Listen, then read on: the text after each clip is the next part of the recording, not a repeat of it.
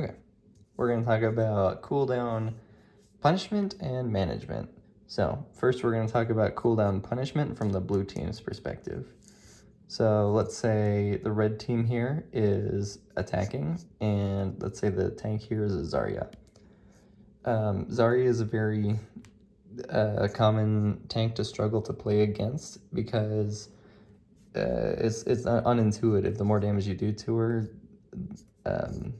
the worse things are for your team, which is kind of the opposite of what we would think. But Zarya is a unique case because that's not how she works. But she's actually very easily punishable because she has two abilities and they're the same ability, and that you punish them the same way. She's honestly kind of a bad hero if you know what to do about her.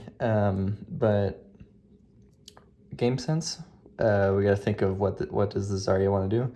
Zarya wants to go from this cover, or this cover, to this cover, to this cover, to the point. And she can accomplish that by using her bubbles. So we use one bubble to go here, one bubble to go to the point. It kind of is how it works sometimes. Let's just say that's what the Zarya plans to do for this engagement. So we use one bubble to travel from here, or travel to here. And what can these guys do about it? You have a few options. So you can either destroy the bubble and attempt to kill the Zarya that's approaching this way, or you can leave her alone and leave her at 0 charge. Both are viable options, but everyone on your team has to be on the same page. If you have so we're talking about cooldown punishment, so we're going to talk about what you can do about the first bubble. If you have a bastion and a soldier or something with high frequency damage, so a lot of bullets. Symmetra also works, and also Zarya. The counter Zarya also has high frequency damage because it's a beam. You can destroy the bubbles, and with high frequency bullets, you get the most amount of value for after you destroy the bubble. Because if you think about it, if you do 200 damage every 1 second, that's pretty easy for the Zarya to absorb and kind of walk away from. But if it's 100 bullets, 100 individual bullets, the last bullet is going to destroy the shield and the next bullet is going to damage her, so it's the most value. So yeah, we're going to talk about that. So if you want to destroy the bubble, you get your bastion and your soldier to just blast down the Zarya that's approaching, and you will most likely destroy the bubble very fast. So she'll pop her second bubble, keep destroying it, and it's counterintuitive because she has high charge, but she can't use her charge if she's dead, so that's the idea. But both your DPS have to agree with it. I've definitely had games where we have Bastion Soldier and they're like, no, don't shoot the Zarya. No, if you have Bastion Soldier, you should be shooting Zarya bubbles to kill her.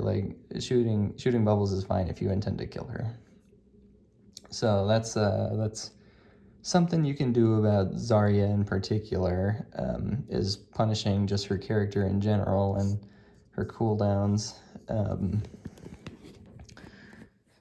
So let's say you want to do the other thing, which is not shoot the bubble, and she will walk up because you're not doing anything about her. If that happens, she'll be at 0 charge. She's not very threatening, and you guys can advance onto these guys and get a pick, and cut her off. A 0 charge Zarya isn't really much to worry about, so I'm fine with kind of just leaving her back there. But again, everyone needs to be on the same page of not shooting the bubbles, if you're doing that. And then we can talk about this from the Zarya's perspective now. So you're attacking into this monstrosity.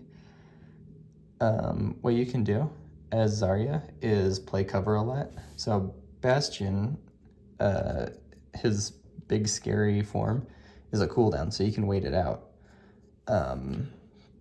You can go behind here. You can use a bubble to go from this cover to this cover.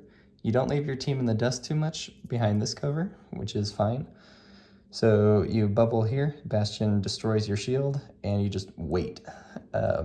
You can hear the audio cues, you can look around the corner really quick, your teammates can call out when the Bastion's out, but when the Bastion is back in his humanoid form, then it's your chance to go up and make some space. Hopefully your DPS and supports follow behind this cover into this cover, but you've used one shield, you've used one bubble to bait out their scariest cooldown.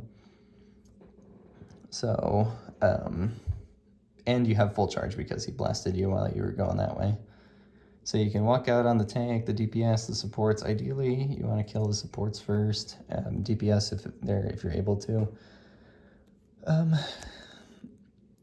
But yeah, it's all about intelligent use of the bubbles depending on the enemy team, because either one of these teams can win this fight, and it all depends on how you guys interact with the Zarya, or how the blue team interacts with the Zarya, or if the Zarya is smart enough to use cover.